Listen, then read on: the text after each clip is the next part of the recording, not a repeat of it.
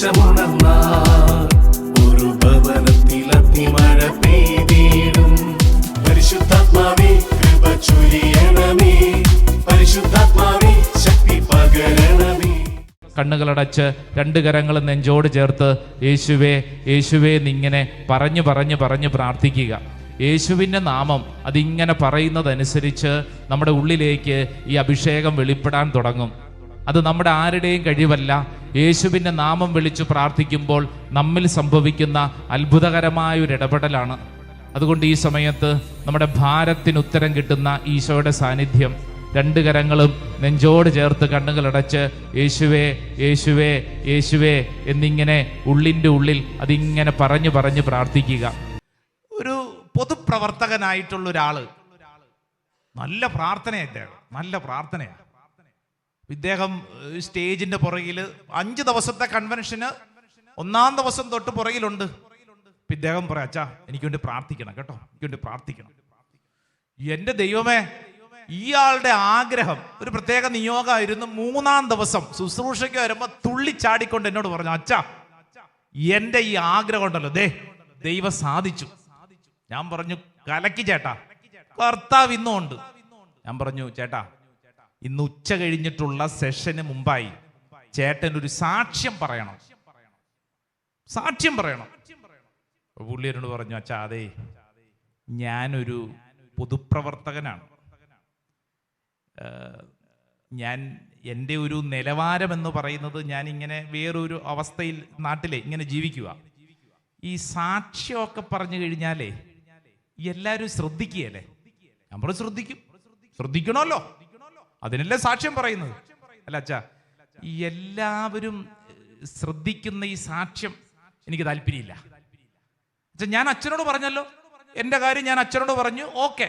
ഞാൻ പറഞ്ഞത് പോരെന്ന്, ചേട്ടന് കിട്ടിയ കാര്യം അത് സാക്ഷ്യപ്പെടുത്തണമെന്ന്. പുള്ളി പറഞ്ഞു, അച്ഛാ ഞാൻ രാഷ്ട്രീയത്തിലും പൊതുപ്രവർത്തനത്തിലും ഉള്ളതാ, എല്ലാവരുടെ മുമ്പിൽ ഞാൻ പൊതുജനസമ്പന്നനാണേ. ഞാൻ ഇങ്ങനെയൊക്കെ പറഞ്ഞു കഴിഞ്ഞാൽ പിന്നെ ഞാൻ ബ്രാൻഡഡ് ആയി പോവില്ലേ അച്ഛാ? പിന്നെ നാട്ടുകാരെല്ലാവരും പറയും ഇയാൾ പോട്ടയിൽ ആളാന്ന് പറയും. എനിക്ക് അങ്ങനെ അറിയപ്പെടാൻ താല്പര്യമില്ല. അതുകൊണ്ട് എനിക്ക് കിട്ടിയത് ഞാൻ ഉള്ളിൽ കൊണ്ട് നടന്നോളാം. ഇത് പോരെ, ഇത് പോരെ, പോരെ. അയാൾക്ക് പേര് പ്രധാനപ്പെട്ടതാ, കിട്ടിയ അത്ഭുതം, കിട്ടിയ ദൈവാനുഗ്രഹം, അത് ഉള്ളില്. അച്ഛാ എന്റെ പൊതുപ്രവർത്തനത്തെ ബാധിക്കും, എന്റെ ഇമേജിനെ ബാധിക്കും. നീ ബ്രാൻഡഡ് ആവും. ആരുടെ ആവും? അന്ന് സാക്ഷ്യം പറഞ്ഞ ആളാണ് എന്ന് ജനം തിരിച്ചറിയും. പിന്നെ എന്താ കുഴപ്പം? അതനുസരിച്ച് ജീവിക്കേണ്ടി വരും. കാര്യത്തിന്റെ ഗൗരവം മനസ്സിലായോ? ഇയാളെ ഭയപ്പെടുത്തുന്ന 2 കാര്യങ്ങളാണ്. ഒന്നാമത്തെ കാര്യം, ഇത്രയും നാൾ ഞാൻ ഉണ്ടാക്കിയ ഒരു ഇമേജ് ഉണ്ട്, പൊതുപ്രവർത്തനം, രാഷ്ട്രീയം, രാവിലെ തൊട്ട് ഇങ്ങനെ നാട്ടുകാരുടെ കാര്യമൊക്കെ അന്വേഷിച്ച് നടക്കുന്നു. അപ്പോൾ ഞാനുണ്ടാക്കിയ ഒരു ഇമേജ് ഉണ്ട്. ഇവിടെ ഇരിക്കുന്ന നമുക്കൊണ്ടൊരു ഇമേജ് നമ്മൾ ഉണ്ടാക്കിയെടുത്തിട്ടുണ്ട്. രണ്ടാമത്തെ കാര്യം, ഇയാളെ ഭയപ്പെടുത്തുന്നത് എന്താണെന്നറിയാവോ? ഇങ്ങനെയൊക്കെ സാക്ഷ്യം പറഞ്ഞാൽ പിന്നെ മര്യാദയ്ക്ക് ജീവിക്കണ്ടേ? നാട്ടുകാർ ചോദിക്കത്തില്ലേ, എടാ നീ സാക്ഷ്യം പറഞ്ഞ ആളല്ലേ, നീ ഇങ്ങനെ ജീവിക്കാവോ? ഇയാളുടെ ഉള്ളില് ഈ ഭാരം. അതുകൊണ്ട് എന്റെ കയ്യെ പിടിച്ചിട്ട് പറഞ്ഞ, അച്ഛാ അത് വേണ്ട, അച്ഛാ അത് വേണ്ട, സാക്ഷിയൊന്നും വേണ്ട, അച്ഛൻ അറിഞ്ഞല്ലോ, അത് മതി. ശ്രദ്ധിച്ചോ, ഇത് കേട്ടുകൊണ്ടിരിക്കുന്ന ഓരോരുത്തരും ശ്രദ്ധിക്കേണ്ട കാര്യം, നിന്റെ കുടുംബം രക്ഷപ്പെടണമെങ്കിൽ കുടുംബത്തില് ദൈവിക കാര്യങ്ങൾ പ്രഖ്യാപിക്കാൻ ആരെങ്കിലും ഒക്കെ ഉണ്ടായിരിക്കണമെന്ന്. ഈ കാലഘട്ടത്തിൽ സംഭവിച്ചുകൊണ്ടിരിക്കുന്ന വലിയൊരു വീഴ്ചയാണ് ഓർമ്മപ്പെടുത്തുന്നത്. നമ്മുടെയൊക്കെ ജീവിത വഴികൾ ഇങ്ങനെയായത്?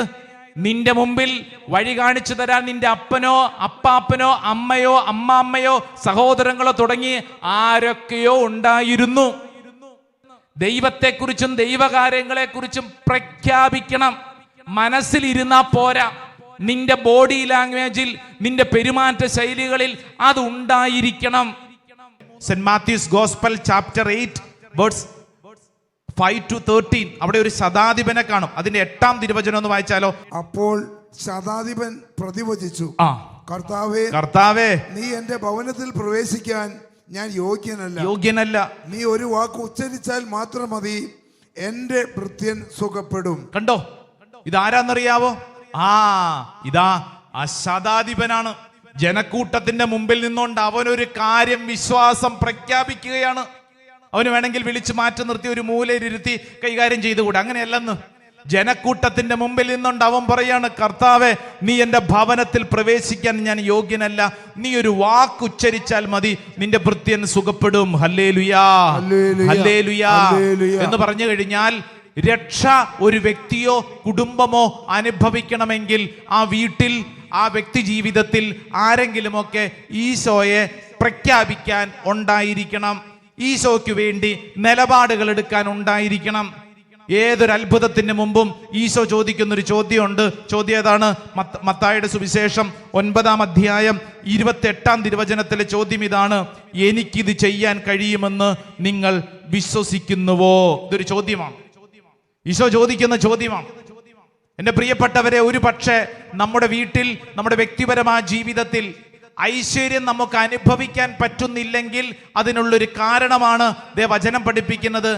ഈശോയെ നീ മറ്റുള്ളവരുടെ മുമ്പിൽ പ്രഖ്യാപിക്കണം. അച്ഛനിതൊക്കെ പറയാം. ഞങ്ങളുടെ വീട്ടിൽ ഞാനും ഉണ്ട്, എൻ്റെ പെമ്പർനോത്തിയുണ്ട്, പിന്നെ ഇത് ഞങ്ങൾ രണ്ടുപേരും മാത്രമേ ഉള്ളൂ. ഇല്ലെന്ന് ആരും ഇല്ലെന്ന് ഇല്ല, സത്യമായ കാര്യമില്ല. എന്നാൽ നിങ്ങൾക്കറിയോ, ഈ ചാലക്കുടിയിലുള്ള ഒരു വീട് എനിക്കറിയാം. അവരുടെ 2 മക്കളുണ്ട്. ഒരുത്തൻ ജർമ്മനിയിലാണ്, അതിൻ്റെ അനുജത്തി കാനഡയിലാണ്. കുടുംബ പ്രാർത്ഥന അവരുടെ വീട്ടിൽ ഉള്ളപ്പോൾ ശ്രദ്ധിക്കേണ്ട കാര്യം എന്താണെന്നറിയാവോ? വാട്സപ്പിൽ ഈ മക്കള് ജർമ്മനിയിലുള്ളതും കാനഡയിലുള്ളതും പ്രസന്റ് ആവും, ആക്റ്റീവാണെന്ന്. ചാലക്കുടിയിലിരുന്ന് നന്മ നിറഞ്ഞ മറിയം ചെല്ലുമ്പോൾ ജർമ്മനിയിൽ ഇരുന്നുകൊണ്ട് പരിശുദ്ധ മറിയം ചെല്ലുന്നു, കാനഡയിൽ ഇരുന്നുകൊണ്ട് നന്മ നിറഞ്ഞ മറിയം ചെല്ലുന്നു. മനസ്സിലാവുന്നുണ്ടോ? ആ കുടുംബത്തിന്റെ കുടുംബ പ്രാർത്ഥന സമയത്ത് they make sure all the members are present wherever they are. Social media ഒക്കെ വളരെ പവർഫുൾ ആണല്ലോ. അതുകൊണ്ട് അവർ ചെയ്യുന്ന കാര്യം ഏതെങ്കിലും സോഷ്യൽ മീഡിയ പ്ലാറ്റ്ഫോം, വാട്സപ്പ് തന്നെ ആവണമെന്നില്ല, നിങ്ങളുടെ മക്കളെയൊക്കെ നിങ്ങൾ കോണ്ടാക്ട് ചെയ്യുന്നുണ്ടല്ലോ, ജീവിത പങ്കാളിയൊക്കെ ഒരുമിച്ച് പ്രാർത്ഥിപ്പിക്കും. Physically they are not together but spiritually they are one. ആത്മീയമായി ഒരുമിച്ചാന്ന്, ആത്മീയമായി ഒരുമിച്ച. നിങ്ങൾ ഇന്ന് ഞാനിത് പറഞ്ഞു കഴിഞ്ഞിട്ട് നിങ്ങളുടെ വീട്ടിൽ ചെന്ന് പ്രാക്ടീസ് ചെയ്യാൻ ശ്രമിച്ചു നോക്കൂ. ഇപ്പൊ തന്നെ ചിലരുടെ ഉള്ളിൽ അസ്വസ്ഥത വന്നു തുടങ്ങി. അച്ഛൻ എന്നതാ ഈ പറയണേ? മക്കളോട് പറഞ്ഞു കഴിഞ്ഞാൽ അവർ പലതും പറയും. ഒന്നാമത് പറയാൻ പോകുന്ന കാരണം എന്നറിയാവോ? എൻ്റെ അമ്മ എന്നതായി പറയണത്?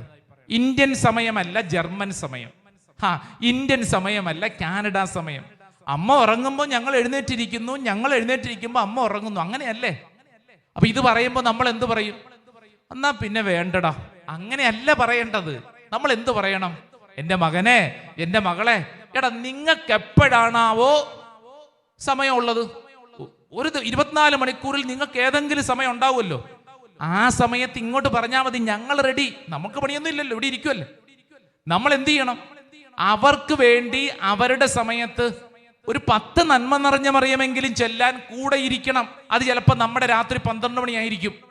ആയിക്കോട്ടെ, ആ സമയത്ത് ഒരു 10 നന്മ നിറഞ്ഞ മറിയം ചെല്ലാൻ മക്കൾക്ക് വേണ്ടി, ജീവിത പങ്കാളിക്ക് വേണ്ടി ഒരുമിച്ചിരുന്ന് പ്രാർത്ഥിക്കാൻ മനസ്സ് കാണിക്കണമെന്ന്. അല്ലാതെ കൃത്യം വൈകുന്നേരം 7 മണി സമയത്ത് കുടുംബ പ്രാർത്ഥന സമയത്ത് ജർമ്മനിയിലുള്ളവൻ നീ പണിയൊക്കെ നിർത്തിക്കോ, ഇവിടെ പ്രാർത്ഥനയാണെന്ന് പറഞ്ഞുകൊണ്ടിരുന്നു കഴിഞ്ഞാൽ അവൻ പിറ്റേ ദിവസം ഫോൺ എടുക്കത്തില്ല. മറിച്ച് എന്ത് ചെയ്യണം? ഇത് സ്നേഹത്തോടുകൂടെ കൈകാര്യം ചെയ്യണം. എന്നിട്ട് പറയണം, മക്കളെ, എടാ നമുക്ക് ഒരുമിച്ച് പ്രാർത്ഥിക്കണ്ടേടാ. എന്നിട്ട് അവരെയൊക്കെ ചേർത്ത് പിടിക്കണം. ഒന്നുമില്ലെങ്കിലും, മുഴുവൻ കൊന്ത എല്ലാം പറ്റിയില്ലെങ്കിൽ ഒരു 3 നന്മ നിറഞ്ഞ മറിയമെങ്കിലും നിങ്ങളുടെ മക്കളോ നിങ്ങളുടെ ജീവിത പങ്കാളിയോ ദൂരങ്ങളിലുള്ള ഹോസ്റ്റലാവട്ടെ, അവിടെ ഇവിടെയൊക്കെ ആയിക്കോട്ടെ, എത്ര വലിയ പരീക്ഷയാണെങ്കിലും, എത്ര വലിയ ഇന്റർവ്യൂ ആണെങ്കിലും, എത്ര വലിയ കാര്യമാണെങ്കിലും ഒരു കുഞ്ഞ് 3 നന്മ നിറഞ്ഞ മറിയമെങ്കിലും ചേർത്ത് പിടിച്ച് ചെല്ലിക്കണം. അങ്ങനെയാ കുടുംബത്തിൽ വിശ്വാസം നിലനിൽക്കുന്നത്. അടുത്ത തലമുറയ്ക്ക് നിങ്ങളുടെ കുടുംബത്തിൽ ഉള്ളവര് ജീവിച്ചിരിക്കുന്നവര് പല സ്ഥലങ്ങളിലുണ്ട്. ചേർത്ത് പിടിച്ച് പ്രാർത്ഥിച്ചാൽ അതൊരു വിശ്വാസ പ്രഖ്യാപനമാണ്. വലതുകരം ഉയർത്തി ഒച്ചത്തിൽ ആമേൻ എന്ന് പറഞ്ഞേ. 2 കരങ്ങൾ ഉയർത്തി പറഞ്ഞേ ആമേൻ, ആമേൻ. യേശു കർത്താവാണെന്നും യേശു ദൈവമാണെന്നും ഞാൻ വിശ്വസിക്കുന്നു, ഞാൻ പ്രഖ്യാപിക്കുന്നു. യേശു കർത്താവാണെന്നും യേശു ദൈവമാണെന്നും